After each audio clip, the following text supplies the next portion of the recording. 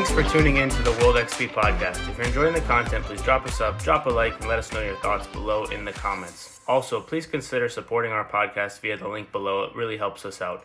Kevin, welcome back, man. How you doing? Doing pretty well, Eric. Thanks for having me back. Yeah, it's always a pleasure. Sure. Of course. I told you this on the phone, but I'll tell all the other people, and this is not to disparage all the other guests I've ever had, but you are one of my favorite people to talk to because you know a lot about a lot of things, and so the conversations go anywhere and everywhere. So it's fun. Yeah, I appreciate you saying that. I mean, it's a pleasure for me. I like knowing a lot about a lot of things. It makes for an interesting life. So yeah, 100%. I don't like saying knowing a little about a lot of things because you heard me almost say that. Well, not you, but that's generally the saying, and I don't know. I think to be an expert in something is kind of nuts, but you have to know a decent amount about something to have a conversation about it. You can't just know it exists. So right. I don't know. It's tough for me. Yeah, it's tough for me to justify having an opinion on something without knowing at least something about it. Right. Yeah. 100%. And that's more than a lot of unless you're studying it, just paying attention to things is half the battle. Half the battle's right there. But we were chatting before, and you got this personalized protein powder, and the reason why that was interesting to me was because my wife has gotten that's still getting I'm not getting used to that anymore. It's still at the weird state. It's been like 8 months now. But she's got personalized skincare stuff. And I've seen this kind of trend pop up on the internet, and we saw it with food delivery at first when people were like, okay, you're only delivering pizza and Chinese food. Right. And DoorDash and Grubhub and everybody else was like, why can't you just do that with everything? And then it's like, okay, well, why can't, if you order food that you want, why can't you order other things right? Amazon is now doing it. It's like, well, why can't you order other things that you want? It's like, okay, protein powder. And now it's like, well, why don't you just have protein powder or things that are just for you? So just put in the answers to the questions and we'll send you the thing. And that to me has been very interesting because generally I'm wary of giving that sort of information or, I don't know what they asked for, but the information necessary to that a professional soccer team would take to give you your personalized, okay, you're subbed out of the game, you played 80 minutes, here's your electrolyte drink that has the levels that you need, the amount of medical testing that they need to do to get that, right?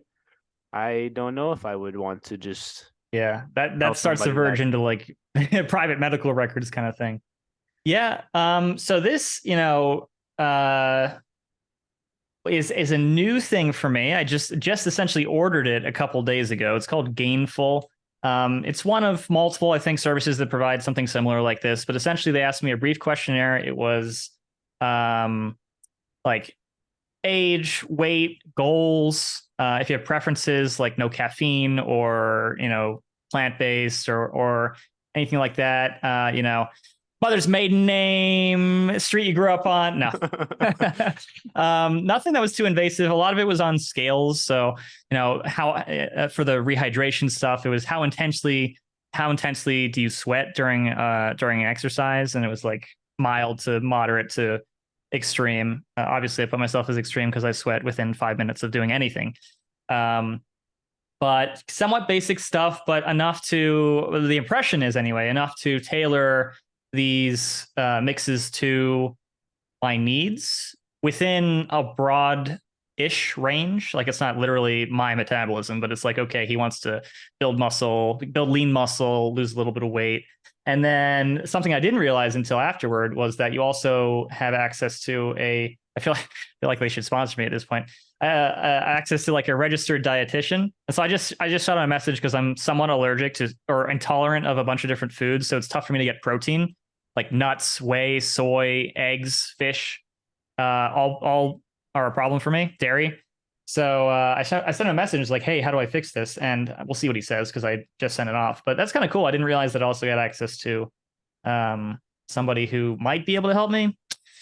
We'll see. And it's cancelable anytime, so I figure I'd give it a shot. But I thought it was kind of cool that it was kind of it's trendy, as you mentioned, but it's the personalized fitness without too much medical information. Yeah, for sure. I didn't know that. Actually, I think I did know that you and those foods weren't friends. It sucks, man. It's so hard to get clean I just want to eat an apple sometimes. I can't even eat an apple. Not that there's, there's no protein in an apple, but So, Jenna also, she worked in food allergy for a while. And one of the things and the only reason I asked this is because I was hearing it while she was working there for however long she was working there. But there was all these things about exposure therapy and different things like that. Have you researched, done any not Googling? like clinically. So I just got referred to an allergist. So I'm hoping I don't know if that's like the back panel with all the different whatevers. Mm-hmm. But I want to figure out what I'm actually allergic to and then go from there with recommendations. I don't want to just be like, well, my throat swells up when I eat a cherry. So I'm just going to eat a cherry a day. Hope I don't die. No, of course. I wouldn't do that myself either. But I think that is the next step, is essentially figuring out, what can I do, if I can do anything to mitigate some of these things so I can enjoy a wider variety of food if I can. Yeah, 100%. Because if it's an intolerance rather than an actual allergy, then it might be able to, I don't know, I'm not an allergist or well, that's what I'm hoping, right? Yeah. Like there's some shot or something I can take where I can, have. Yeah, because I've seen it with with animals protein before. Like my little brother, when my mom got cats, he was allergic to cats, and then over time, like he went and got a few shots, I guess allergy shots, and then over time, just being exposed to the cats every day, it kind of just like went away, and then.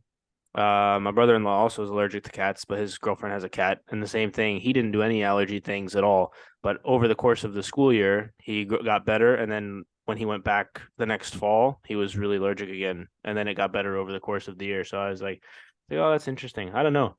I will let you know how it goes. Because I'm curious, but I'm hopeful for you because like Jenna's got similar things with a variety of different foods, and because I happen to do a lot of the grocery shopping on the list. Like every week, there's a new. Okay, we're not doing gluten for these 2 weeks because she's been on she's figured out a lot on her own. But so yeah, I know, and yeah, I know it's a pain to just have to like read the ingredients list and stuff all the time. Yep. And some are easy substitutions, like sun butter instead of peanut butter. Tastes delicious. Love it. But like, I can't just eat an apple. or I can't just eat fruit. Or, anytime I have any kind of protein, I need to figure out like, okay, what kind of protein is this? What's in it? Or, because I start drinking a protein shake and my throat will be like, what are you doing? What are you doing, bro? That's not so protein. Well, I guess. Well, that's good that the personalized powder then exists because you can check all those things off and it'll help you out. I'm hoping so. Yeah, that'll be good. Fingers crossed that also doesn't make your throat close up because thank you. That would be bad marketing and also unfortunate. Right. Well, that's cool, man. Also, so are you? I don't even know what. So if you got the dietitian, and then also getting in the gym a little bit more. You're still playing soccer, right? I think we talked 2 times a week. That. Good. So how are you feeling generally with life? Because I know a lot of people that I talk to are soccer players, and so that they are like my world exists in a vacuum. I've got the people in my office that are old and don't do anything, and then I've got soccer players who are in great shape. So I don't like my friends. I don't know. So how are you doing with with adjusting from COVID and then work-life balance? Are you still remote? I don't really know what I'm asking. Yeah, no, let's dig into it. Actually, real quick, since there may be people who haven't seen me before, I'll do like my very quick spiel and then I'll dive right into that. Yes. So my name is Kevin Readen. Eric and I played soccer together however many years ago. In high school, we've been friends since. I work as a video game designer in the games industry, but I love just learning. I love learning about everything. So I'll do fantasy. I have a bunch of different hobbies. I'm still trying to work up enough initiative to start trying to learn to DJ. I bought myself a turntable. I haven't learned to DJ yet. Ooh. But yeah, so I'm primarily a game designer, but I like variety life. And then yeah, so let's see. COVID was rough for a lot of people. Mhm. Um, right. It'll never be gone, right? It's not quite as pandemic, but I don't see very many people wearing masks out nowadays. Um, for me, and part of it, so okay, so let's see. Major life updates. I was in a relationship for a while. That was awesome, but ended up ending about a month ago. So I'm now in that transitory process, super cliche of I have so much more time to work on myself now. So that's cool. It sucks because it sucks. I'm a little bit more lonely. My love language is physical touch, so like being touch starved when I work from home, as you mentioned. Yeah. And like my bros would be like, if I said like, hey Tim, could I get a hug? He'd be like, sure. But like, I'm not gonna like, hey Tim, I need my I need my daily hug. Like, let's go. So that's a little rough. But on the flip side, I am still able to do things to better myself, and part of that's I'm hitting the gym more. I'm actually, maybe to answer your question, like perfectly centered between I am not like a 45-year-old man who never does anything, but I'm also not in like semi-pro soccer shape. Like I play in an adult league recreationally twice a week, which is great. I'm starting to do a little bit more weightlifting. And it's to really shoot myself in the foot. I am trying to build lean muscle and lose fat at the same time, which is, super easy, I'm told. Totally not. But I'm 10 pounds down in the last month, Awesome, dude. and which is cool. And hitting the gym and weights more often, which has got me feeling better. Which is great. And then I'm doing other stuff to try to better myself. I'm trying to put myself out there to meet other people, which is a nightmare. That's a whole nother conversation. It's just absolutely a nightmare. Going to the gym more often. Like I said, I'm buying stuff for myself. I wanted to branch into Henleys, so I bought myself a Henley. Treat yourself, right? I'm trying this gainful thing, this protein powder. I'm bought myself a new TV. It's really nice now having an apartment that feels like an apartment, and it's just kind of small life stuff like that. So it has been rough. I hadn't been to the gym in a while. And so I went back for the first time about a month or just over a month ago, and said essentially like, hey, I haven't been in this gym for like a year, like help me out. That's been going well. And overall I'd say things are on the up and up, but it's still kind of, emotional or stuff like that. So mini spiel on gym stuff. Yeah. Resistance training for longevity as a person is almost the number one like best thing that you can do to stave off aging, right? Because as you age, your muscles and your joints and your bones deteriorate, and kind of the resistance training helps with that generally, even just for being a healthy person. 100%.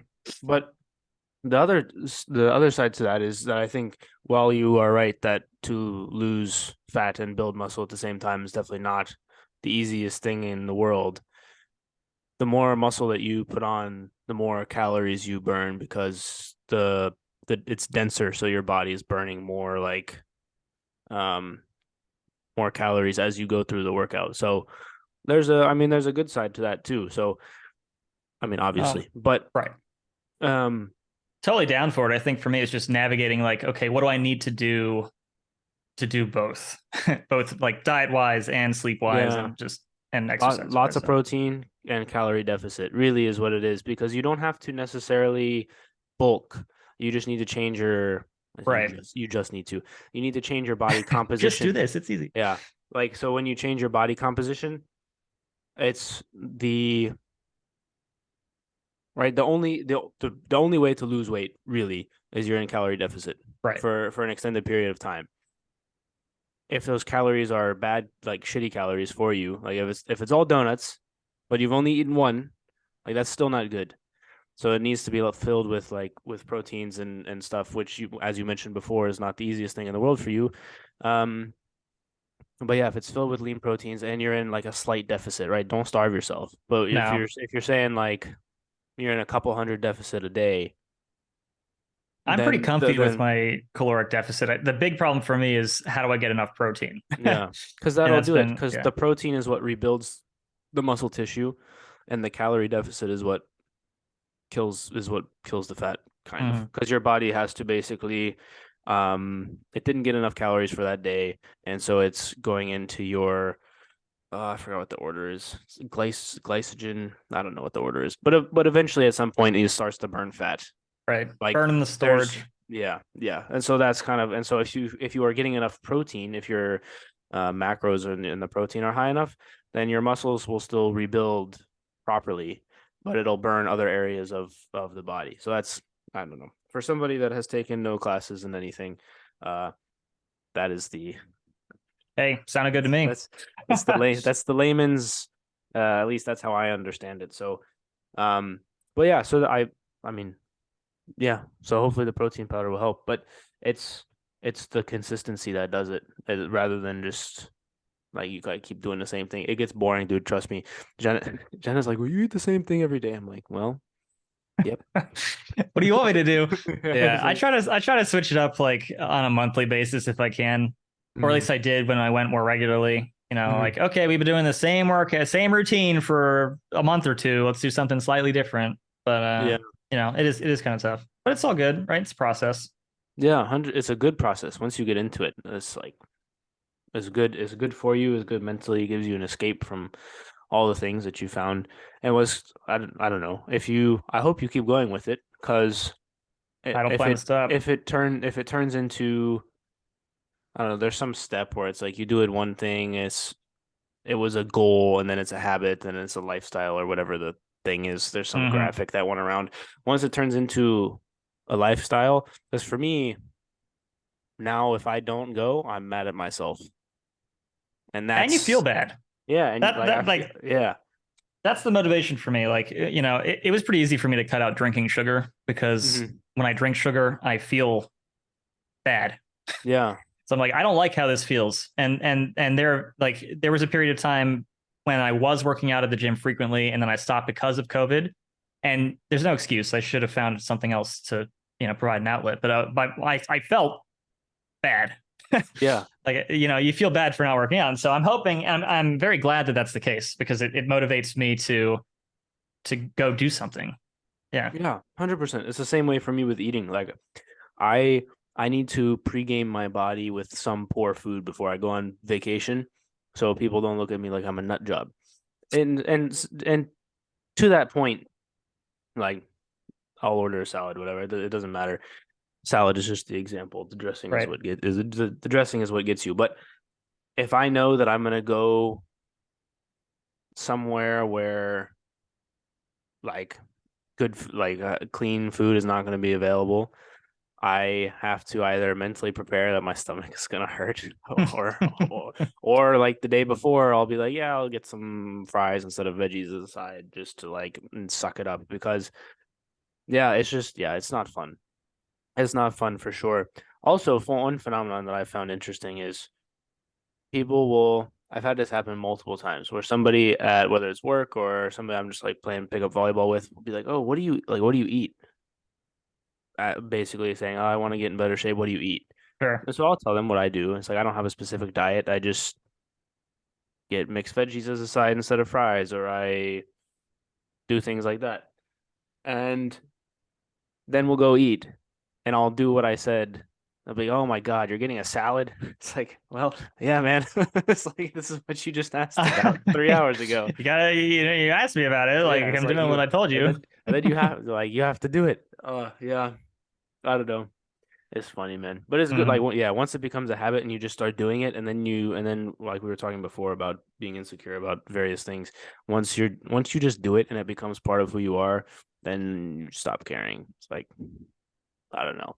Like I'm the only person that would, at a bar, people are getting like plates of nachos and fries or whatever, and I'd look at Mhm. the menu and I'd be like, "Can I get like a grilled chicken sandwich with the mixed veggies?" And then I'd take the bun off the top and just eat. Like I'm the only person. People look at me like I'm nuts. I'm like, yeah, Eh, I mean, it's fine. like what you said. Like at some point, your stomach's gonna hurt. Like like it's not you eat the things because they taste good or because they make you feel a certain way, right? But if they don't make you feel like if it doesn't make you feel good, like the only reason you would eat it then is because you're supposed to get dirty bar food or whatever. It's like, well, Or because it tastes good. or because it tastes good, sure.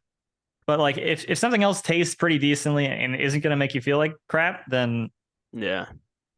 I don't know. Sometimes you just do it though. You're like, I mean, oh, true, this pasta, like true. this Hey man, this my pasta is bi-monthly like, Taco Bell cravings. We don't talk yeah. about those. You're like, I know I'm gonna feel like shit afterwards, but for this We're 30 gonna minutes do that it. I'm eating, it's so worth it. Yeah, yeah. Mm-hmm. So worth it. Oh, yeah. I don't know. Well, I'm glad things are going well in that Thank you. aspect for sure. And I mean, if you've got questions, definitely shoot me a text or anything because I'm trying to. I train, or I don't know. I train kids in soccer, but also like a supplement to that is when people are like, "Oh, how should I work out?" Well, I usually send them to Dallas. Shout out to Dallas for actually, you still owe me a workout plan, Dallas, for one of, anyways. Um, but yeah, I help generally with like that sort of thing, and I have people that do that for a living, so that I know that I can refer you to or whatever. So Nice, appreciate it. shout out to Kevin and Chris, different Kevin. FC Training Grounds. Those are my buddies. They just opened a new gym. They're our age. They rented out a Oh, space and outfitted it. It's sick. It's so cool. They have a recovery room with a cold plunge, ooh, sauna, nice. and compression boots. I don't know if you've seen those. Not doesn't ring a bell. They're like giant boots that go up to your hips basically, and it basically goes in and out of squeezing your leg just to Mm, get blood flow to it. Um, yeah, it's cool. Cold very plunge is cool. another Yeah, one. I bought one of those cold plunge thingies, and I've been doing it almost every day, and got used that's to a it at good this one point. too. Yeah, yeah. So I was taking ice baths before I bought it, but only like hips down because Hmm. my knees were bad. Um, it took a while to get used to it being up to like my neck. That took a little while to get used to, and there are some days when I'm just like, no, not today, man. But I don't know. It's Yeah, another one of those things where you just like make yourself do it, and then you feel better afterwards. Um, yeah, it's cool. I don't know. All these things have become trendy, but I don't even think it's bad because they're good for you. So it's not like, I don't know, yeah. I'd vaping. much rather the trend be something healthy than like injure yourself for the content. It's like, Eat Tide Pods. yeah, eat Yeah, Tide Pods. Tide Pod challenge. Yeah, or vaping or whatever. I don't know. I don't even know. But yeah, no, Right. it's good. It's good for sure. Um, but it's like it's a lot of work because Mm, we're in an apartment that is not on the first floor. And so mm. I put it on the balcony and there's like a little tube and I drain it off the side of the balcony and I just hope that nobody's down there. Um, and then to refill it because we don't have a hose, I put a bucket in the bathtub and then basically shuttle carry. Wow, every day. No, no, no, no, no. Okay, I'll leave the water in there for like 2 weeks or so okay, okay. until I it was gonna gets say like dirty. that sounds miserable. No, no, no. I wouldn't have done that if it was every day. That's not fun. But I do have to replenish the ice because it's getting hot here. So I have to replenish the ice like every couple of days. But it's not so bad because we have our freezer has the ice maker and I just Hmm. put it in. It's like as long as it's cold enough that remains cold, then it's okay. I don't know what the temperature is that it like your body still gets the benefits. Um, but I don't know. That's been fun too. And it definitely wakes you up for Oh sure. yeah. Like first thing in the morning, go out, just dunk your Okay, whole I'm awake. body in. Yeah. Yeah, yeah. And then sometimes it's a game that you play with yourself. How long can I stay in here before I have to get out? It's like I Mm. haven't I haven't pushed it past like 10 or 12 minutes yet, and I haven't because I have work. Right. Gonna wake up an hour early so you can Yeah, push your yeah. It's like no, I'm personal good. record. No, I'm good. Yeah. Yeah, I'm fine. That's good. Speaking of cold Cool. water, the Titanic people. Yes. Yeah. So that happened at time of recording, last week or the week before? Week before, I think. This is what today's the 30th of June. Yeah. So I guess it's been a couple weeks, right? Yeah. So what are your thoughts on two things? The situation from an engineering perspective on the submarine itself, and then two, just like I guess we'll call it the extreme tourism. You see like billionaires wanting to go into space and like then this and other things like that. What are your thoughts on that stuff? So, I'll start with the caveat that, I guess this is kind of hypocritical of me to start the podcast with, it's tough for me to have an opinion on things I don't know a lot about, and then also have an opinion on something that I haven't done a huge amount of research on. So fair warning. That's right? why we're here. We're going to talk about it. Fair warning. And I don't think there's a right or wrong in this case as a matter of opinion, but just listener beware. So from an engineering standpoint, actually the thing that stuck out most to me was how people are memeing on the use of the controller to steer the submarine as a failure point, when it's actually probably one of the more stable parts of that system. like familiarity and relative simplicity are very good fail safes against failure, right? Like you're much less likely to have an abacus fail than in a calculator, just on average, right? So but I think in general, my thought is, from what I understand, that there were some structural irregularities or I guess ill-advised choices made regarding the nature of the engineering of the submarine and the trip down, that kind of echo back to, it's really tough for people to feel an experience that they haven't had. And in this case, if you've never been put in a certain situation, which might be dangerous, or you haven't experienced engineering or structural failure from a physical standpoint, you've never been in an elevator that hasn't worked, never got your leg caught in an escalator or whatever, right? Then it's tough. I'm making assumptions here, but it's tough to understand the risk of, okay, I'm placing my life at risk because I'm entering into this submarine. Have I done my research about the company and the structural integrity of this trip? The sensationalist, news is that like, oh, the CEO cut corners, like, oh, I've never done this thing before, but it's okay because whatever. And you have this engineer or these engineers saying, hey, this really isn't a good idea. Hey, this really isn't a good idea. Hey, this really isn't a good idea.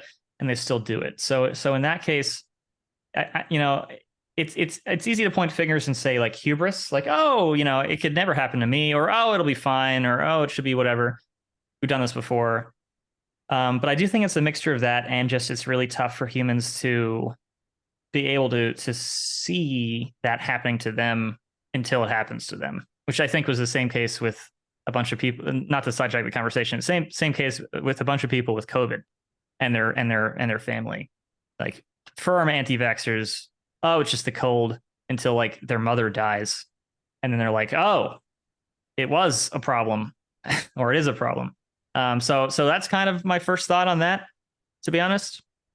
And then the nature of, extreme tourism. I do think, and again, it's a little bit presumptuous of me to discuss as a nobody, the nature of large conversations like this, or class-based clashing, billionaires versus the common man. But I think the sentiment seems to be that there is a larger and larger disparity between those who hold a certain amount of wealth and capital in the United States and those who don't. And I think that at some point, if it's not already, I think it is already a problem. At some point, it will be a serious problem. And this is, I think, an example of a similar vein of, unless you experience something in your own life or in your own way. Same with like retail shopping. I advocate that everyone should have to work retail before they do anything else, and deal with people, that they won't know what or how to experience things that they haven't experienced. So like dropping 250 grand per head to visit the Titanic, it's tough to reconcile that with like if I had 200, or not I, but like if most people had 250 grand, that's a life-changing amount of money. And every one of those people decided to spend that amount of money to commission a trip to the Titanic for whatever reason. I feel really bad for I believe one of the men had a son who didn't want to go, and came because his father said it was really important to him, lost his life because of that. But whatever reason, your dad said you had to, or you just wanted to see the Titanic. That's a lot of money. And just another example of kind of in my eyes, like a large disparity in worldview when you don't have to think in terms of life-changing money because your life has already been changed. Yeah. Kind of thing. And those are kind of my first thoughts. Do you have any? I've been talking for a minute. Any thoughts on that? So I agree with your point about wealth disparity in America, but I don't think any of the people that actually went down were American, except for the CEO. So I think the guy that you mentioned with his son, I think it was from Pakistan. Gotcha. And then there was like a French guy, and then the CEO, and I think the last guy was Canadian. Well, the wealth disparity in the world, in any event, it's definitely not limited. Definitely not limited to the United States. To the engineering point, I agree with your thing about the controller, but I think I stopped seeing the memes about that once people figured out that it like imploded. I think it was a funny thing when people were still looking and we didn't know what happened. Right. But I think after it imploded, we cope with humor.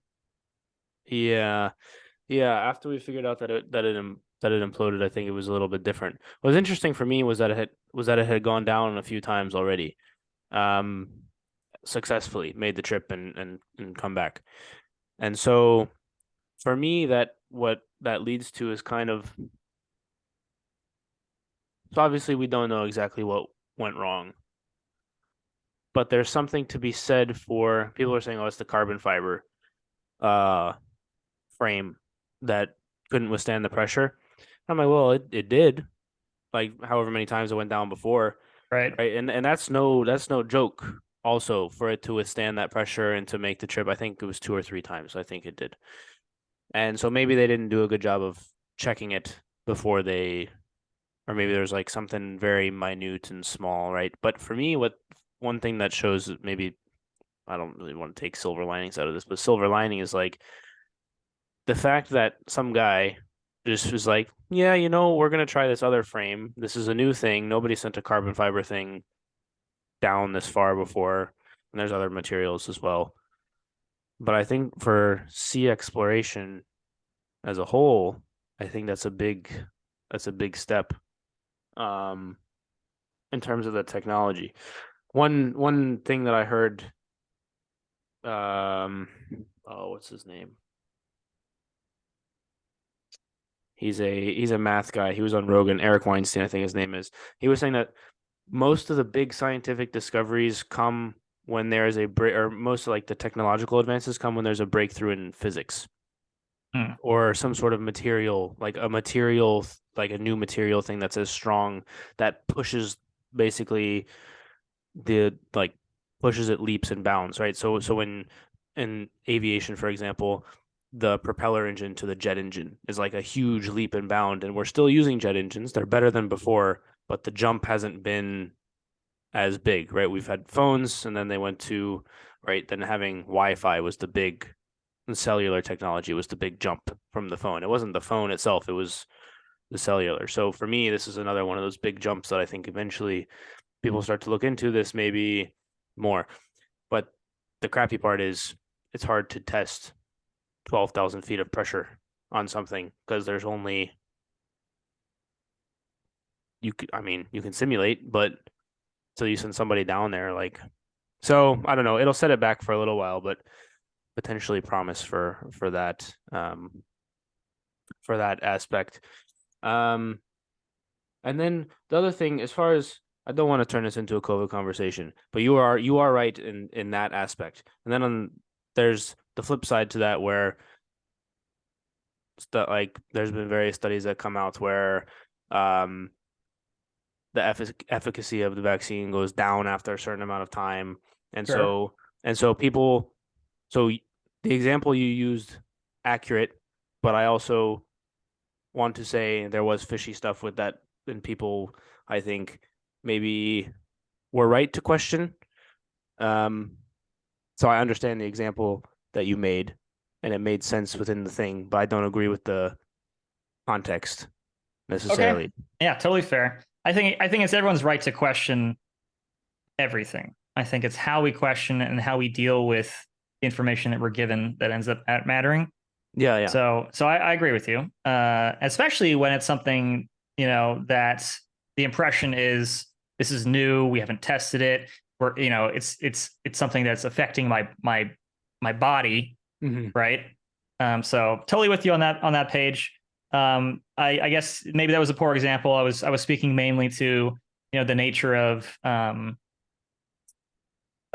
understanding experiences that we personally haven't had. Yeah, I knew that's what you meant, but I just wanted to clarify Gotcha. for the broader audience, because I know that there's people feel very strongly one way or the other, or used to anyways. And the other thing for me Often. for me personally with COVID was when the heart stuff started to come out and the athletes, I was very wary of, because they're like, oh, well, it doesn't show up in this many people. And the question that I had posed to somebody who works in the immunology field was like, okay, I understand that for most people, even if there's maybe some mild inflammation of the heart, it won't matter. But for somebody that pushes their heart in a sport that strains it a lot, where is the line between, okay, it's fine, you're not straining your heart, but are you straining your heart to the maximum extent where that little inflammation would matter? And that was the thing where I was like, I don't know, for me Mhm. personally. And so that's why I bring that up, just for that, because Yeah, like there no, are I things, and appreciate so the I'm listening. context. Yeah. So that's why I know we don't need to go down the rabbit hole, I think, is a lot of it's been hashed out with the various Twitter spheres and Right. people, and RFK making his rounds on the various podcasts, and all the Twitter Elon doing whatever he's doing. Um but yeah, that's all. Just wanted to provide some context to that. For sure. But I do understand the example that you were trying to make. But all right. Anyways, but yeah, I don't know. What do you think about the material part, the carbon fiber part, or I just mean, generally that kind of? I mean, so in general, I wish there were easier, more accessible ways to test new things, right? I think it's a shame. Regardless, it is a shame to lose human life. I think that's something 100%. most of us can agree on. Especially when it isn't even specifically for the advancement of the human race, right? Like we weren't testing the carbon fiber. We were going down to see the Titanic, and so it's tough. It's also very tough. It's very difficult without evidence to attribute the accident to any specific thing, as you mentioned before. Um, there are a lot of confounding variables that we have no idea whether or not it was any specific thing. And but I do agree with you that any advancement requires testing, and this is a case study, although albeit a tragic one, a case study in the use of different materials under extreme duress.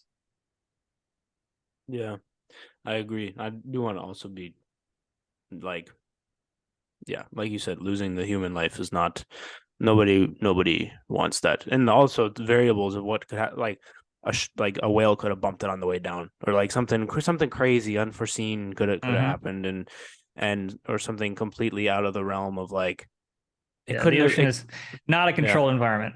yes, 100%, 100%. um yeah, so I don't know.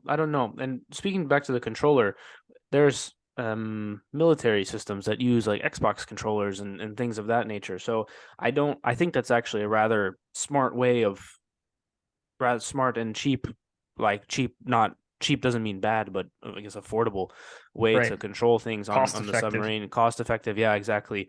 And like you were speaking to before, the familiarity, that's one of the reasons why I think some of the military systems are starting to use these controllers, because the people that are going through boot camp now have all held an Xbox controller in their hand. But like, it's very familiar to, like, you've seen, I mean, you streamed video games, you've seen people play COD and they do like 360 no scopes and all these crazy things. It's like, off the ladder, double Y tap, no scope across the map. The muscle memory on it is insane. There's been a surprising amount of kind of like ergonomic research that's gone into peripherals for video games, right? Like there's been many generations of these controllers, and many people are familiar with them. And kind of to my earlier point, there is a benefit to simplicity, but not that controllers are necessarily like technologically simple in the way that we understand like simple machines, but there's a benefit to simplicity and familiarity. And I think it's very easy, especially in the kind of the military zone, to like over design, over spec things because they're well, it's a little bit diminishing, but like because they're shiny or because they'll definitely get the mission done in ways that aren't strictly necessary. And so I think it's a smart idea if it is compatible with your mission prerequisites and what you're trying to get done, to use familiar technology and relatively simple technology to get it done. So yeah, I'm kind of on board with it. Yeah, 100%. All right, this is our planned segue: video game controllers into your world.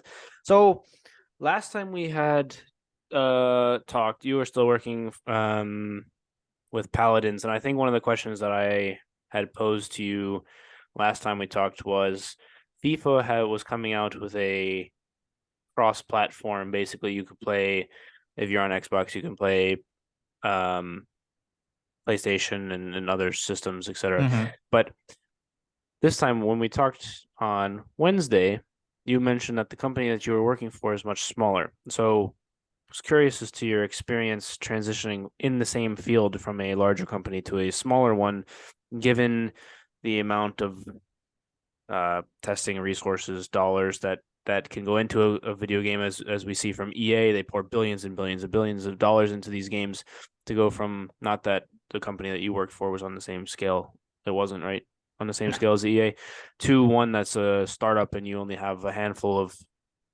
employees. How's that transition been for you? It's been interesting, both from, obviously I have an insight as somebody who's in the industry working for the company that consumers may not. So something that I think I've mentioned before, but is fairly common, is this other game does this, why can't you do this? And you see that a lot in, I would classify Hi-Rez as like a AA studio, so not quite AAA.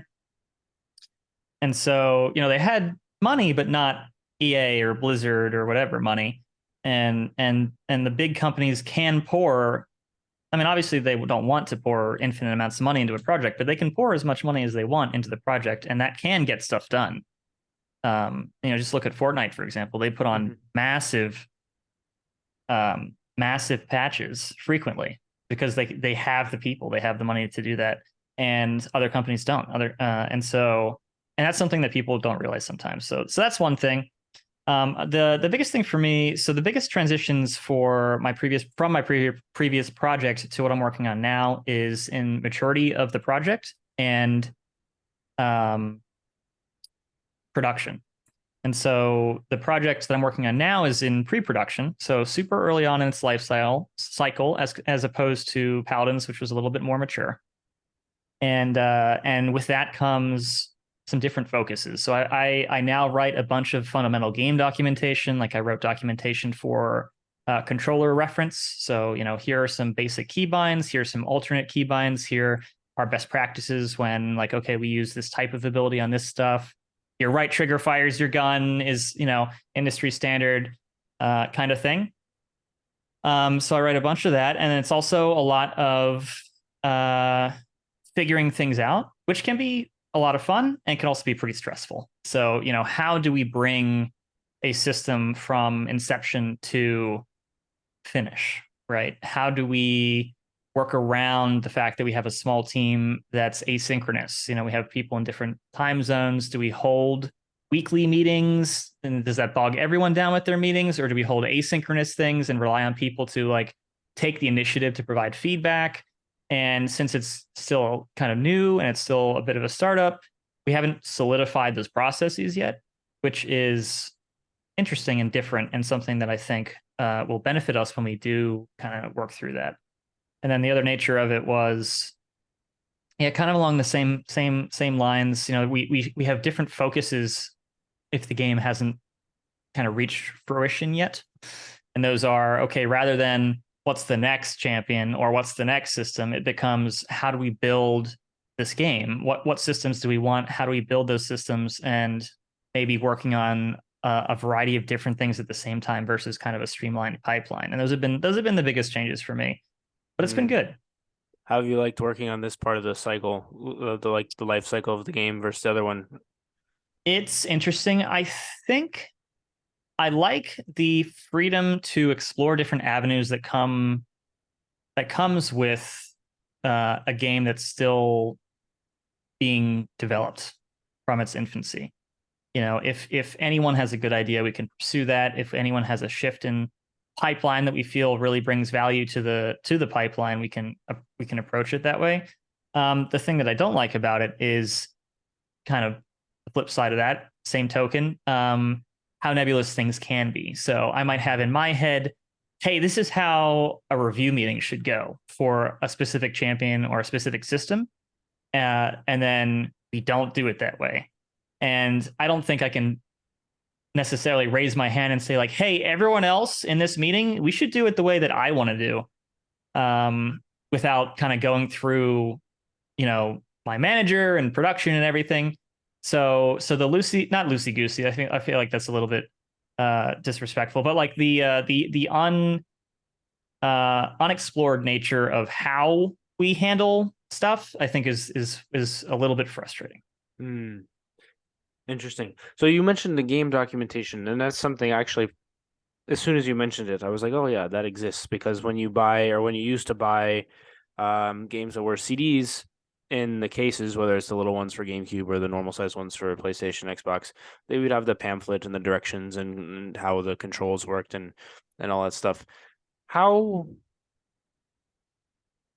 don't really know I know the intent of what I would like to know is basically like, how simple is it to write the controller, the controls for a game? Like because you could just be like, oh, X is this one and Y is that one.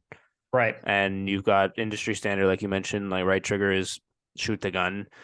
Left trigger generally is zoom or throw the grenade. Like you've got like, so how you just willy-nilly do it, or is there a method? I say willy-nilly, like you use basically just industry standards, or is there a method to like, what, like when you're debating like FIFA, for instance, Y is through ball and X is cross.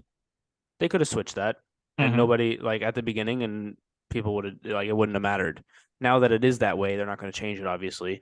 But when you're, for a new game, are you just like, in that example, are you just like, yeah, this one will just be this one and that one will just be the other one? Or is there a method?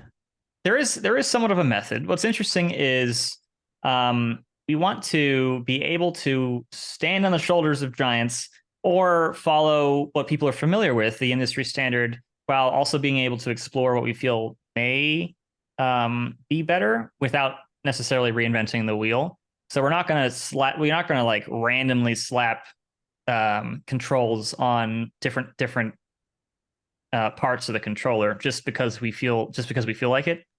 There are things that the controller has been built for. In fact, I have a controller right here. If we slapped movement and looking on anything other than the joysticks, it would be both not industry standard and unfamiliar to players and not intuitive. And I hesitate to use the word intuitive because it's like such a buzzword, like, oh, it's intuitive, it's synergy. But that does come into play. Is what is player expectation, and how can we provide a player experience that we feel is appropriate while also hitting that player expectation. And then the middle ground, right, is, you have your industry, or you have I wrote a recommended, like, hey, I think this should be default. And then I also want to write some alternatives. So you'll see some games nowadays, especially like Call of Duty or Apex, have like a whole list of preset controller keybinds. Like, here's your southpaw with melee reversed. Here's your, just 14 or 15 of them. And the more that you do of that, the more work is required of you. But it also provides more variety for the player, and more accessibility. So it's a little bit of like, how much work do you want to put into it? Do I expect players to frequently use this button, and should it be more accessible then?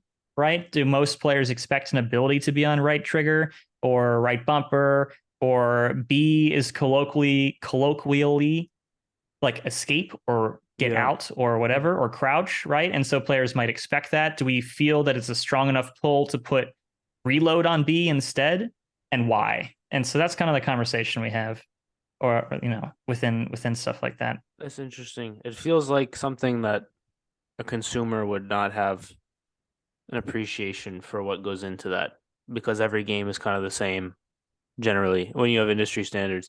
But I've also seen games where you can make your own controls. I think that's very powerful. I advocate for being able to rebind things unless there's a very specific reason not to, and that might be like easily cheatable or macroable, or if it really throws off competitive integrity. But most of the time, I'm definitely an advocate for players being able to rebind, especially for accessibility issues as well. If you are missing a hand, for example, or you have an adaptive controller, it makes it so much easier if you can find what you want where you want. Yeah, 100%. Like Age of Empires is I don't know if we talked about this last time we talked, but I think so. It's an real-time strategy game where, like, using, I don't know if you can see this mouse, but the ones on the side here that are not on a normal mouse, and there's also here and here. And so those buttons on like the gaming mouse provide some level of like the hotkeys. You can do whatever you want basically with that game. And there's a guy I talked to on the podcast. His name is Dave. He's like a caster for some of the big tournaments. He'll play Age of Empires with a PlayStation controller, which is kind of nuts. Given like the clicking thing and like the cursor of the mouse, is like, it feels like that would be difficult to do with a PlayStation controller. But it's interesting that people have different preferences, and I just said that out loud, and I was like, that sounds silly. Everyone, of course, has different preferences, but the, I guess, willingness to try, like, no one would think to try to play Age of Empires with a PlayStation controller, I guess is what I was getting at. And then the ability to then, that it's coded into the game and it's not just, nope, this is the controls and this is it. The ability to rebind, like you said, but then to try different rebind, like you have to play so much to be like, you know what, I think that shooting the gun would really be better at left trigger. Like you would have to play a lot to and really consider that. So it's cool that that's a thing, and it's cool that the human brain, like, there are people that are trying these things. Like, I don't know. I don't really know where I was going with that. I guess that's where I was going with that. I agree. I mean, I think that's why it's so important for there to be different options. People that can explore and innovate. And it doesn't, it's industry standard for a reason, but it doesn't mean you can't do something that's not industry standard, especially if it works for you. So, okay. So how else? So what are the other things in pre-production, right? When are you in like a modeling phase? Like, I've seen like Unreal Engine where my friend Tommy's making his own video game in his free time, and the avatar that he's using is basically just the standard like oval for the head and then like stick for the torso type thing. Are you, I guess can you talk about what the game is going to be, or no? I can't really talk about specifics, but I can give kind of general ideas. Sure. The nature of this pre-production is that we have goals, right? Milestones. We have ideas, and we have different systems and different characters who are in different parts of their life cycle. And so, in kind of this pre-production stage, a lot of that is can be up in the air, which makes it slightly more difficult to commit to, okay, we are doing this character with this move set, with this set of animations and this model, just because something could change down the line. And it's also working on a bunch of parallel stuff at the same time, especially, in a character-based or hero-based shooter like we're making. If we're working on, however many characters, let's just say let's just say 5. We're working on 5 characters at once. Do we have a model for this one? Is this one prototyped from an engineering standpoint? Do we have all we have is concept for that one? Like, has animation been able to start on this other one? Are all, stuff to keep track of, because they could all be in different parts of the pipeline, but all still need to be worked on in parallel, because we're trying to create some, kind of slice of the game for a milestone, versus a game that's already been in production for a huge amount of time. You put out one champion a month or whatever, and you know exactly where that champion's going to be at any given time in the pipeline. Yeah, that makes sense. I guess the reason I ask or was going down this path is because the amount of, like in Fortnite, the amount of skins, or in Call of Duty, the amount of different costumes and mission sets and variability, right? If you have a gun, you've got a gazillion different attachments that can go on, and for guns it's a little bit different because there's only, it's like scopes, handles, and whatever. But if you're making things up from the standpoint of it's a fantasy based game, you can kind of just do whatever you want. So how does that process work? And even if you want to touch on how it worked for Paladins, I know that the framework was already set for the game, but even when you make a new champion, you have to decide name, what they're going to wear, what they're going to look like in game, what abilities and moves are they going to have, all these things. And how does it all fit? Like, how does the conversation work where you're like, and then to balance out the characters so one is not too overpowered than the other ones, or one is not too like shitty compared to the others. How does that all flow together? I mean, that's a complex answer, which is really awesome. There's a lot of stuff that goes into that. I'm a huge advocate for significant collaboration. Other people will push for a little bit more siloed work, but let's just talk about Paladin's champion design, for example, just as an easy way to platform off. In a hero-based shooter, and you'll hear this term power creep a lot. In a hero-based shooter, we try to deliver player experiences through the use of these heroes. And we try to do that in unique ways, unique with every champion. But at some point, there are only so many viable ways to deliver a particular experience, unless you get super creative or super complicated, or both. And so we strive to be creative, and a little bit of complexity isn't too bad, but you don't necessarily want, your 60th hero to be like, okay, and you have to hit this button at 5 o'clock in the afternoon, like it's so specific, or so much knowledge debt or burden of knowledge to be able to effectively use them. So you kind of balance that out a little bit. We as designers, it's a little bit easier in the early game, actually, because while there are some tropes that I think are important to hit, your familiar rifler or equivalent, so people who have played other games can kind of jump in and be like, okay, I know how this character works. Like, he has a grenade, he has a rifle, nothing too esoteric. Your like standard support, like I'm not good at shooters, I can't aim, but I want to play the game and I want to support my team. That kind of vibe is important to hit. But it's also, the field is relatively open because you haven't delivered those experiences yet. As you make more and more, it's like, okay, what if we have a dash? Oh, but the last character had a dash. Okay, what if we made it this different in this way? And it's like, oh, is that, technically feasible? Are people going to say, oh, it's just this other character's dash, but you made it different this way?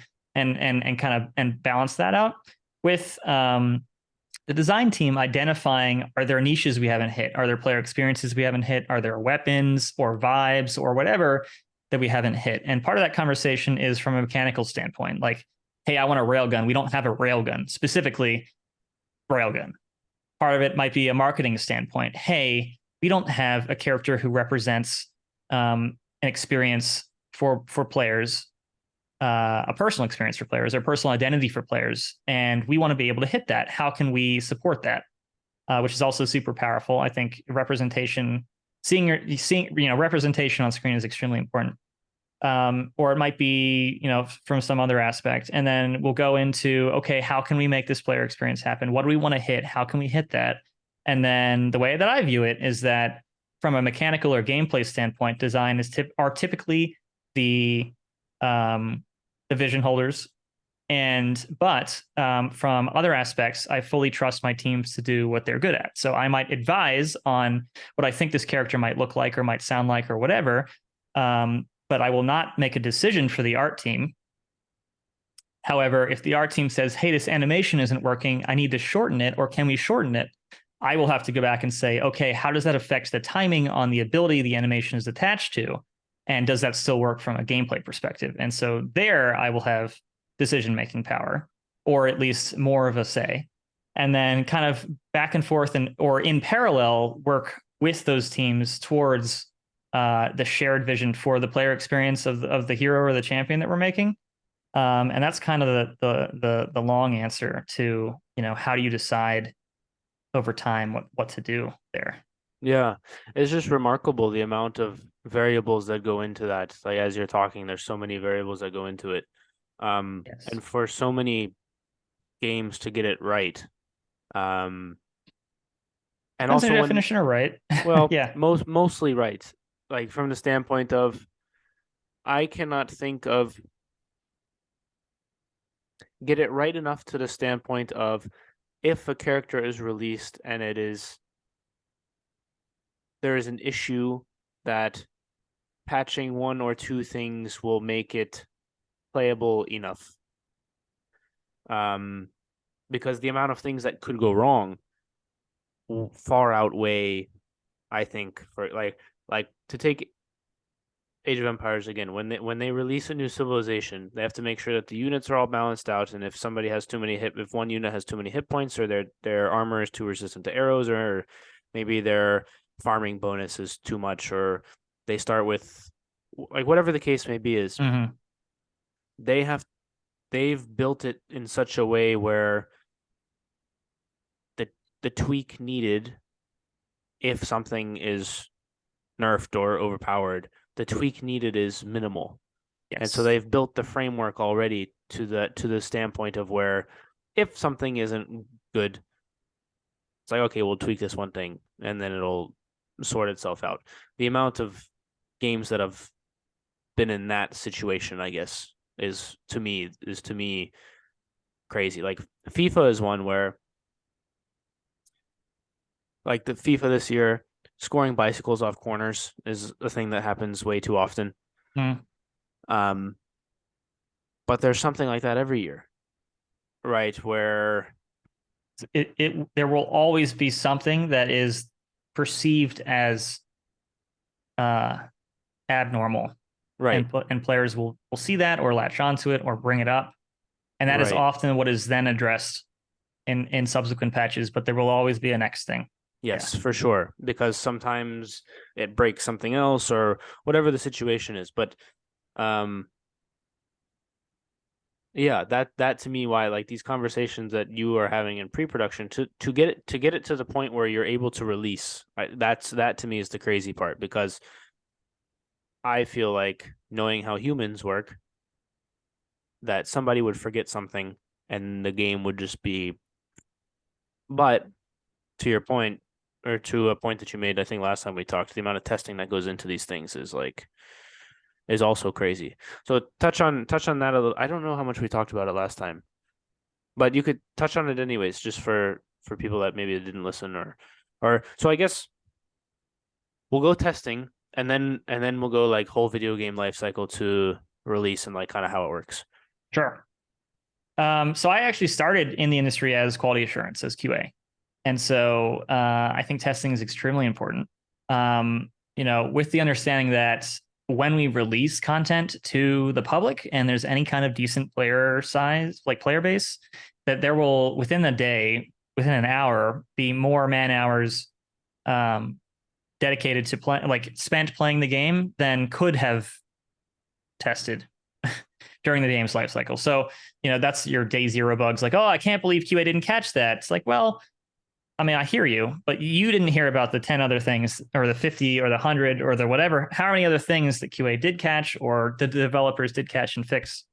But it's extremely important. It's important to iterate frequently, and that's part of it. Like, okay, we have these, to your previous kind of allusion to, like, I'm surprised how many games get it right.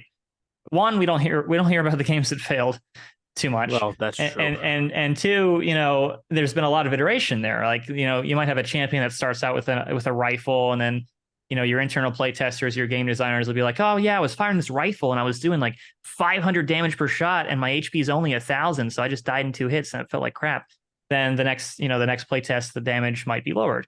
And so that's kind of a process for, and that's a simplistic example, but that's kind of the process for how do we get towards something that does function and does work.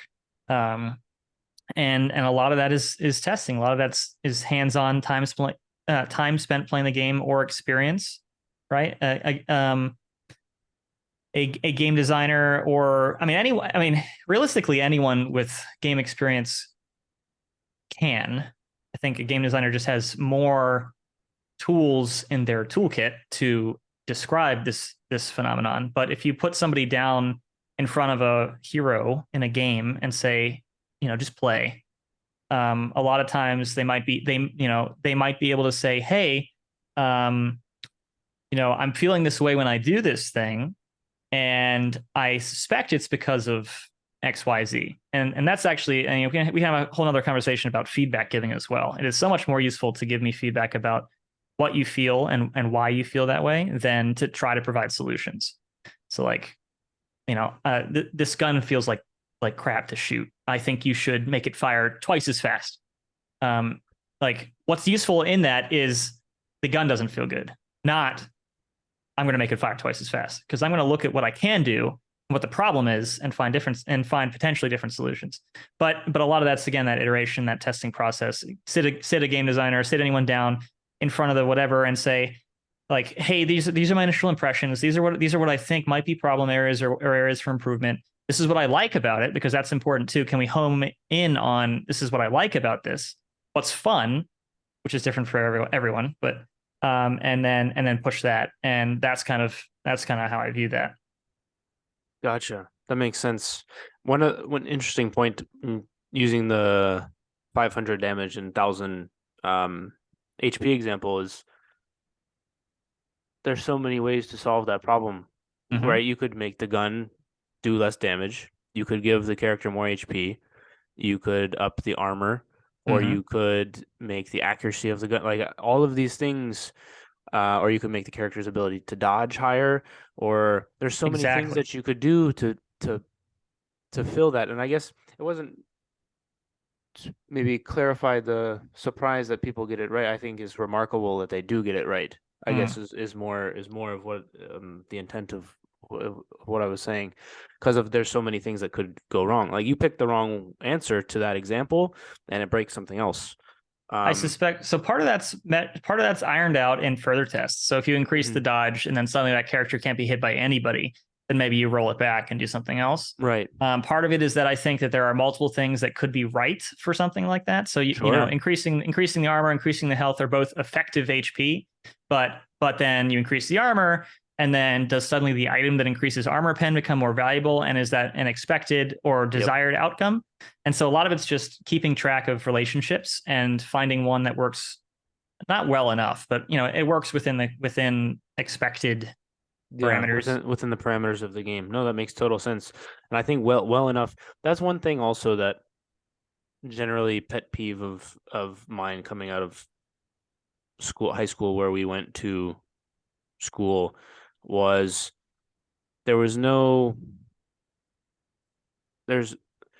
school doesn't do a good job of teaching you that in the real world, well enough often is well enough.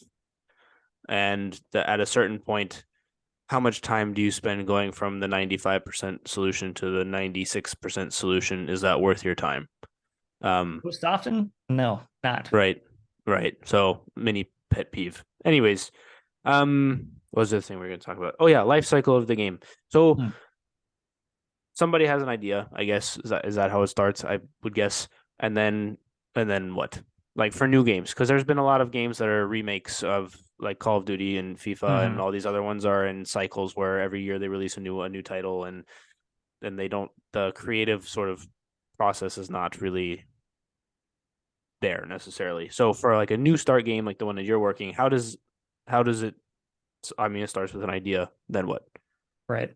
Well, same way with a bunch of other with many things, it's not always so black and white. It could be like conversations about, what are we missing in the game space. It could be I had a great idea, let's do exactly this. It could be any number of things. So if an example might be, hey, I think if we melded some of the mechanics from whatever with some of the mechanics from whatever genre, I think that would be a really cool idea.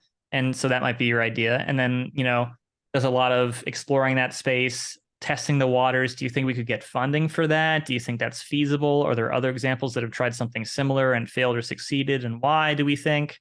Um, and that's kind of all of the pre-vision thing. And that's mostly for companies that either um, can't uh, can't afford to not do that research. Like if they just wanted to throw money at an idea that I think is good enough, then they can, or are large enough that they still want to make a company. So like you could just make a game.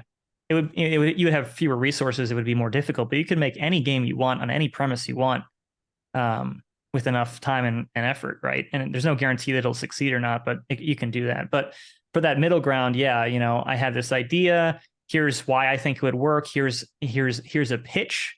I can bring this to people. I can get enough funding. I can start hiring people because I have strength. I have confidence in this idea.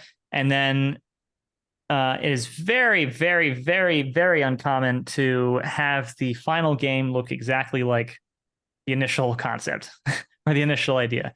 You run into roadblocks, you run into things that you think, oh, that's even cooler, or oh, this actually didn't work as well as I wanted it to. And you can usually still see the bones of the project from inception through, but it's usually pretty different. And then it kind of goes from there, and it develops and it evolves into ideally a project that the company feels is strong enough to release to the public. But then you also hear about, yeah, canceled projects, and whether that's due to management or the game ended up not being quote unquote fun enough or marketable, a bunch of different factors. What are some milestones that like an exec would look for in a new game? Like, oh, it's gotten to the point where it has, I don't know, 5 characters. I just made that up. But like, what are some milestones where they're like, okay, we're gonna keep giving this funding, keep going. Mm-hmm. Yeah, I mean that can be fairly arbitrary. It could be something as arbitrary as like, yeah, give me 5 characters, but I think your first playable like proof of concept, I think is pretty important. So no models, no custom animations, no whatever, just maybe a core mechanic. Like let's say a game is all about grappling hooks. You would want your grappling hook mechanic to be in, and a space to show off why in engine it's a cool idea or why it feels good. And so that's kind of your first look. And then maybe you get a little bit of set dressing, or you get a couple more characters in, and then it's kind of a vertical slice of like almost, yeah, a vertical slice of the game where like, okay, here are all the core systems, here are all the core mechanics, here's like some vibes for aesthetic, here's half of a level that's been dressed or whatever. And that provides kind of more of a like a foundation for investors to be like, oh, I kind of see where that's going. And then from there, it's somewhat more of at least in my understanding, I'm not huge into production, but more of like a concrete milestone deal where like, okay, now we want to have this system firmly in place and 10 characters by the time by July 2023. Or we want to release to the public in a closed alpha or something that is marketable and has this and this, but still isn't fully released, and then kind of go from there until it meets the requirements to be considered like done or close to done. Gotcha. So how you mentioned alpha testing, and then so I received 2 years ago the beta test for FIFA, They sent it Mhm. to like random people, and they've got their release date already. I think it's like 2 weeks out at that point, or a month out, or something like that. What is the crunch time like in the office where it's like, okay, we released beta testing, XYZ is broken, and this needs to be ready for full release within 3 weeks. How much of a crunch time is there in that, or is there some semblance of like we're gonna release it at this stage, saying, okay, we understand this is broken and we're still working to patch it. Where is that balance in within the office of like that situation? That will vary very wildly by company and management. Um, there are some studios that pride themselves on being super crunchy because they view it as a badge of honor. Like, oh yeah, I'll sleep here for a week. I won't see my wife for 2 months, but I got this game out. Yikes. I'm a rock star or whatever, right? Um, I think the push in general has been towards at least trying to maintain work life balance. Recently, there are times where sometimes like you just got to put the work in, and it's usually not mandated. It's usually like, hey guys, we really want to hit this. We're this close. We still got this done. Can we figure out a way to do this? Um, so part of it's that. Sometimes it will be expectations set by other people. Like if you have a publisher who says, "Hey, marketing has identified this date as the perfect release date, and you kind of need to get it done," then you end up running into either super crunch time for the devs or a poor release because the game hasn't been finished or tested enough, or both. And then you'll run into issues. You run into issues and it's weighing like can we delay the game because you hear like, oh sorry, we have to delay the game frequently enough. Can we delay the game to make sure it's a better game, or do we need to hit this deadline, and what's that going to do?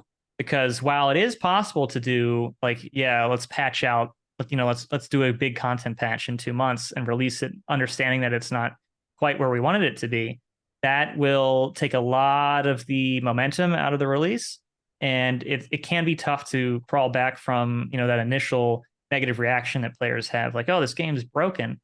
um oh, but just wait 2 months until they patch it is usually not a good it's not a sentiment that players enjoy working Yeah. through. Yeah, for sure. The reason I asked is because I've noticed a lot recently just in my own video game that there seems to be like, because it used to be, well, the ability to release patches to everybody didn't used to exist when there was discs. Like when the game was released, that was the game. Like it wasn't getting patched. Mm-hmm. Um, and now that the ability to do that exists, I think that also kind of goes into that. Like if you go play Super Mario Strikers, that game is the exact same as it was when it was released in 2000 whatever. Um, hmm, interesting. It's opened up different ways to monetize. Like free to play is very big now, and Mm, that part of that is because you can games as a service, live service game, keep updating and keep adding more content, which includes bug fixes and balance changes that you couldn't do on a box title game. Like I can't go back and update my. I mean, some like literally you could literally in a way, but like my Jack and Daxter game on the PlayStation, I can't go back and patch, or mod yeah. that from the company, right? Like it's done. And so I think to some degree that has led to the idea of, oh, yeah, we'll fix that in another patch. But they also have to weigh that with like how much negativity is gonna happen. There was Hmm. the one that comes to mind recently, right? Is Cyberpunk, right? Mm-hmm. People were pretty disappointed on release, and I do think that they made a lot of progress in subsequent patches, and I think they're even trying to ramp up to kind of overhaul a bunch of stuff. Kudos to them, but it's not going to erase you know the sentiment that players had on release. Yeah, 100%. Yeah, I don't know if I've ever like we talked previously, I only play a handful of games. So Mhm. FIFA, always disappointing. Uh Not really. The first release is actually usually quite good, and then the first patch usually makes it worse, Mm. from what I've noticed. Um, and then Age of Empires, which has been out since '98, and then like a handful of others. So I don't know. I'm not read in on that stuff, but the production side is very interesting to me. Just, uh, I don't know, imagine me like, hey, it's time to test the game now. It's like, oh, that would be great. Right. Yeah. Yeah, that'd be great. Yeah. Um, I don't know. Was there anything else we were going to talk about? I don't know, though. There was. Gosh, I think we hit the major notes. I mean, I'm always happy to talk about whatever. I know we wanted to talk about kind of that transition or the lens between like bigger games versus smaller games and kind of Oh, the yeah, production yeah. side of that. Yeah, let's touch on that a little bit. So you your company now wants to release a game. The marketing side, like how are you guys going to get that out there? Is it, well, I guess I don't know if you can say, but if it's PC, I see Steam would be the way to go. But console games, how are you pushing that? Because I know like when I play Xbox, I get messages sometimes from Xbox saying, "Oh, you're an Xbox Play member or whatever it's called. Mhm. Here's this new game that's out on the store." And It's every called time a I just click delete. Uh, that's called a system message. yeah, Yeah, like so consoles, secondary partners like that, there's a whole certification process. So that's part of it. So that complicates the development potentially. But you do want to, in general, make sure that it's the new games are available to as many players as you can. I don't necessarily like advocate also developing for current gen Switch or like current gen mobile because that limits some of what you can do. But if mhm. that's what you want to do, more power to you. From the marketing standpoint, it can be like, hey, do we have a campaign? Are we going to pay influencers to play our game? Do we have a strong like poster person, a character who represents our vibes? How do we sell the game? And that's definitely part of it. I think that's a deliberate thing, right? We want to make sure the game's as ready as possible for when it does get in players' hands because hype is hugely powerful. If we can generate hype around a game, then everyone will want to try it, Especially in the gaming community, hype is a especially in the gaming big, community, yeah, especially with the relevancy of like streaming yeah, services nowadays. Watch your streamer play this game. Oh, I'll download that game. That kind of thing. And essentially kind of have a plan and execute on that plan through those milestones we were talking about before. Like, okay, do we have marketing materials we can kind of tease players with? Do we have promotions? Do we have social media accounts? Do we have a brand manager who knows, who has plans for what we're going to put in place? hmm And then and for each step of that process to release. yeah, that makes sense. You mentioned Nintendo actually, or Switch. That's something that's always been interesting to me because they've never been within the same, like they're mainstream, obviously, but it's kind of, I've always looked at it as they're just their own thing. Is that how it is in the, like for you guys that are in the industry as well? Nintendo does their own thing for the most part. They are also fairly strict with the certification process. hmm Um, and they have certain restrictions. They're not terrible to work with. I think the biggest downside to the current gen Switch is just the hardware itself. hmm Developing for the Switch puts limitations on your hardware or puts limitations based on the hard. Like it's just not a super super powerful console. Yeah. What's different about their certification process than the others? They're just a little bit more strict about certain things. There's a whole list of things that can fail you, and that's by partner. So Microsoft versus Can you Sony give versus like an example of something that would sure. Yeah, yeah. Like branding wise, if you are playing on a PlayStation, you are required to identify other players who are playing on a PlayStation by using the PlayStation logo. And so usually that is if you press tab or the menu screen or whatever to show the leaderboard, they'll have a little PlayStation logo next to their name. Players who play on PC will have like just like a graphic art of a PC tower. Yeah. And then players who play on Xbox will have a little graphic art of a controller. Yeah. And that's just to indicate that they're on gamepad, but they're not on their proprietary platform. And so if that isn't the case, then you will fail cert. Or if there is something you can do on a controller, like let's just say I'm on Xbox and it's press A to accept, and there isn't a call out for the fact that you can do that on a specific scene, then you will fail cert. Interesting. I think one for Nintendo is if you make a specific call to action to purchase something. So rather than like, and this is available in the store, if you say like, buy this and get this, or you should go buy this, then you will fail cert. And they can just be a little bit strict about some of those things. Interesting. I know Xbox is the opposite. Well, for their icons, they do the same thing. It's just a gamer pad for PlayStation, the Xbox logo, and then FIFA doesn't really play against PC. I don't think it does cross-platform with PC. So what? There's just a whole laundry list of things for each of these certs, and how. So for Xbox and PlayStation, using that icon example, you just give them two separate versions of the same game. Yes, they're different clients. Yeah, yeah, and they're pretty similar, but yeah, they're built on the development kits for those. So consoles. it seems like for those two specifically that the cert list is pretty similar. Like if you play one game on one and one like Call of Duty on PlayStation, Call of Duty on Xbox seems basically the same game aside from, but then you play it on Nintendo and it's not at all the same game.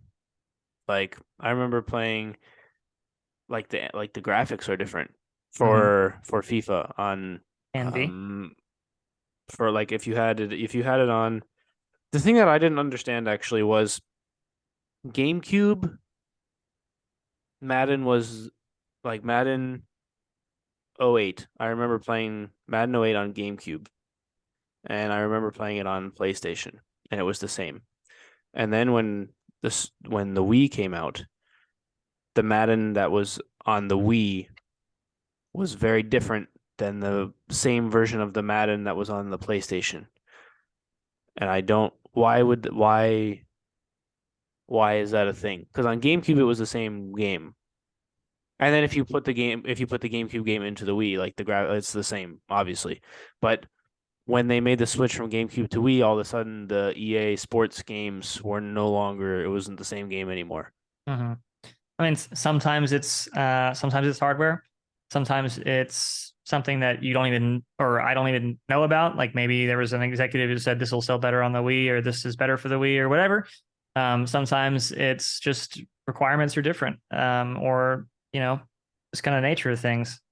I'd say probably the core of most of the builds cross platforms are the same, right? Like these are all computers, right?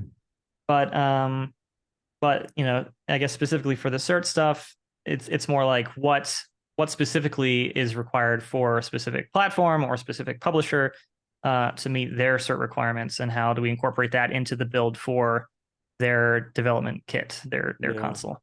Does that create headaches for you guys, or at a certain point you guys just know what the list of things is? Both, because it's not super easy, but it's definitely like the case where sometimes a relatively easy change can mess up something for cert, or you want to put a build through, and for whatever reason they're requiring you to do a full certification for like a small code change. That can be frustrating, can delay that, it can cost money. But overall, like, I don't begrudge those publishers the certification process, because they want to make sure that there's a certain standard and certain requirements for games on their platforms. But it can be frustrating. 100%. think we've hit on most everything. You got any last nickels or things that you wanted to talk about? Oh, I'm pretty happy with the breadth of stuff we talked about today. Hopefully somebody listening in at home has found this interesting. And as always, like, I appreciate you you asking me on here to talk about stuff. Yeah, for sure. For sure. This was a great conversation. My brain is kind of conked out, so wanted to yeah, this was a great conversation, to be honest. We made it through the Titanic. You know, it's like the comedy set where they make it through the rough patch. It's like we made it through the rough patch. We got through the did it. video games. We're all good. We're all good. Yeah, this is a great conversation. Guy, do you want to plug your streaming stuff? Are you gonna start again? Or are you Sure. I mean, I do plan on starting again. Sure, I'll do my socials. I didn't even tell you this. I actually did a test shoot for modeling. So now I made myself like a modeling pair of socials as well. It's super, super basic, but that, remember this day, 10 years from now, I'll be on whatever, Calvin Klein. But I'll plug socials. I am on Twitter, although I'm not a huge fan of Elon, at Nico Ergo Sum, NECOERGOSUM. On Twitch, I am the same, NECOERGOSUM. And then on Instagram, you don't even follow me on Insta because I don't post very often, but I am Kevin's Reading. KEVINSREADING. And that's where you can find me. All those links will be in the description. Yeah, that's probably a sign that's a good time to stop. We'll have to pick it up next time. Oh, for sure. All right, guys. We'll see you guys next time. Peace. All right. Peace.